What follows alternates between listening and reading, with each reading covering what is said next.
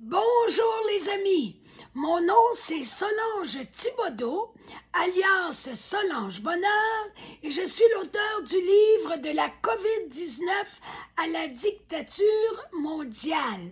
Aujourd'hui, jeudi le 11 de juin 2026, je suis rendue à la page 210 au deuxième paragraphe et hier, je vous laissais en vous parlant d'une vidéo d'Idriss Aberkan, un homme très instruit qui a 3 doctorats. C'est pas un deux de pique comme on dit au Québec. Il est très intelligent. Et puis, il nous a fait une vidéo sur la question des Georgia Guidstone, dis-je, et du souhait du prince Philippe. Comment réduire la population mondiale? Donc, je continue. Le premier de leurs commandements consiste à maintenir la population mondiale.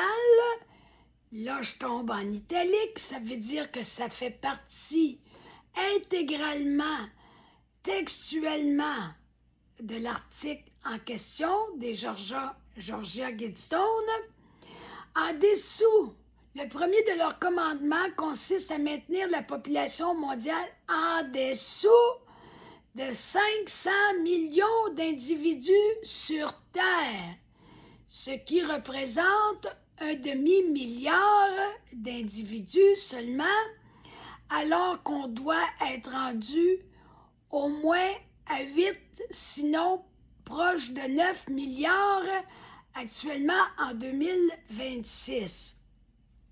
Ce qui veut dire que c'est à peu près 1/16e de la population mondiale qu'eux autres, idéalement, aimeraient conserver. Ça ne dit pas que ça va se faire, mais je dis que je lis leurs désirs qu'ils ont écrits eux-mêmes dans l'article. Je continue avec l'italique. Si on considère que la population mondiale actuelle, ça, on se trouve être en 2020, là. Si on considère que la population mondiale actuelle est de 6,7 milliards d'humains, alors ceci représente un surplus de 92,54%. Oh! Ils veulent faire disparaître une bonne partie de la population mondiale.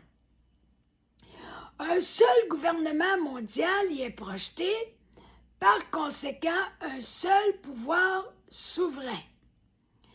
Je reprends les propos en italique qui correspondent textuellement à l'article. À l'aide de dons déductibles d'impôts, d'énormes sommes d'argent afin d'aider la cause du dépeuplement, des réunions secrètes des élites mondialistes ont eu lieu pour discuter de ces questions. Nous ne prétendons à aucune inspiration divine au-delà de ce qui se trouve dans tous les esprits humains. Sans nous, il y a très peu d'amour, de miséricorde ou de compassion. Cependant, nous pouvons aussi être des agents de la haine, de la cruauté et de la froide indifférence. C'est beau de lire ça, là, ça n'a ni queue ni tête. Ce qui est blanc est noir, disent-ils, et ce qui est noir est blanc. Tout ce beau discours dans un même élan, un même enchaînement de phrases, ça fait froid dans le dos. C'est très délirant. Sans eux, il n'y a pas beaucoup d'amour, mais ils sont capables d'être très méchants. Essayez d'y comprendre quelque chose. Ce troublant énoncé est donné en exemple. Il est criant par rapport au langage paradoxal qu'emploient les pervers narcissiques. On verra ça à la page 249. Pour semer la confusion et asseoir leur pouvoir sur leur proie. je vous laisse découvrir les 9 autres commandements du nouvel ordre mondial. Je reprends maintenant leurs propos. Vous verrez que l'humilité ne les étouffe pas. En italique, nous sommes les seuls à pouvoir travailler consciemment à l'amélioration de ce monde imparfait. Nous estimons que nos préceptes sont sains, S-A-I-N-S. Ils ne nécessitent aucune discussion. Fin de l'italique. Aucune discussion, c'est ça qui est ça, point final. Par la teneur catégorique et orgueilleuse de ces affirmations, j'ai l'impression qu'il se rapproche du délire.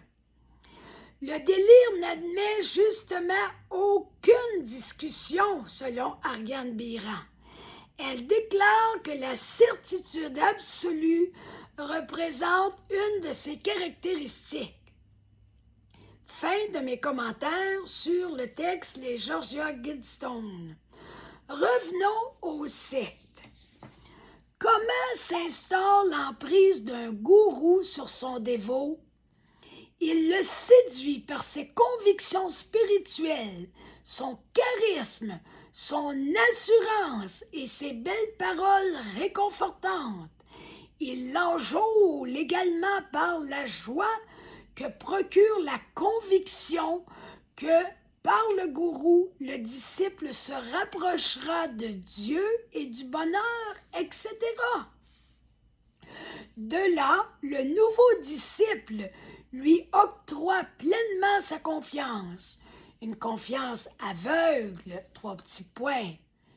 C'est très important de faire la nuance entre une confiance aveugle qui accepte tout à 100% et une confiance relative où on vérifie, on a confiance dans une personne, mais on est à notre affaire, puis si la personne dit des choses étranges, bien, on essaie de comprendre ce qu'il y en est. Malheureusement, cette confiance imprudente devient la porte d'entrée qui ouvre sur l'abus de pouvoir.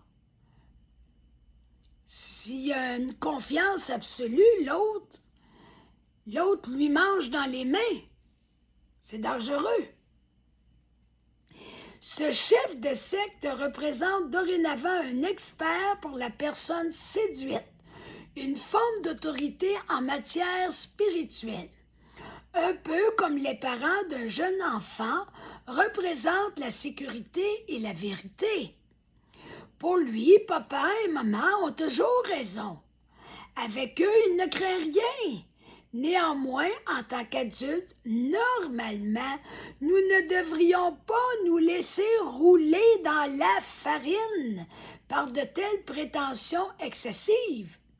À partir de cette séduction bien ancrée, ce leader charismatique enseigne à son disciple subtilement et même presque imperceptiblement que de douter de sa sagesse spirituelle et de son contact direct avec la vérité divine relève d'une soumission à Satan. En ce sens que le diable réussit à l'influencer en le détournant du droit chemin. Un chemin est dicté par lui, bien entendu. Par conséquent, pour le disciple, prendre ses distances avec l'être qui est inspiré, entre guillemets, de Dieu, inspiré de Dieu par excellence, le confronte spirituellement au danger, toujours selon l'enseignement du gourou plutôt, bien sûr. Le psychanalyste Jean-Charles Bouchoux, spécialiste de la perversion narcissique, nous explique de quelle façon la divergence de nos pensées est rapidement dénigrée dans les sectes. À partir de 3 minutes 24 secondes de la vidéo suivante, du même coup, Il mentionne également l'étiquette de complotiste accolée sur une personne qui ne fait que s'interroger sur la pertinence de recevoir l'injection COVID, par exemple. Du moment qu'elle est cataloguée sans discussion par ce qualificatif extrêmement péjoratif, sa parole est automatiquement annulée. Ce qui sort de sa bouche n'a plus aucune valeur, peu importe ce qu'elle dira. Du moment qu'on dit c'est un complotiste, c'est une complotiste, les gens, ils n'ont plus d'oreilles, ils n'entendent plus, ils n'ont plus d'esprit non plus, ils réfléchissent plus. Ça s'arrête là. Ce qui sort de sa bouche n'a plus aucune valeur, peu importe ce qu'elle dira, et ce, même si c'est particulièrement sensé. Incroyable. Vidéo, 3 phrases magiques qui annulent votre parole. C'était placé sur YouTube le 6 octobre 2021. Je vous laisse là-dessus.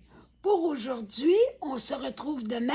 D'ici là, likez ma vidéo, abonnez-vous à ma chaîne, partagez la vidéo et je vous encourage aussi à aller chercher mon livre en format numérique gratuitement ou en allant chercher la version papier pour 40 $. Vous aurez toutes les informations nécessaires pour vous procurer ce que vous voulez en allant à ma première publication Facebook. Alors, à demain!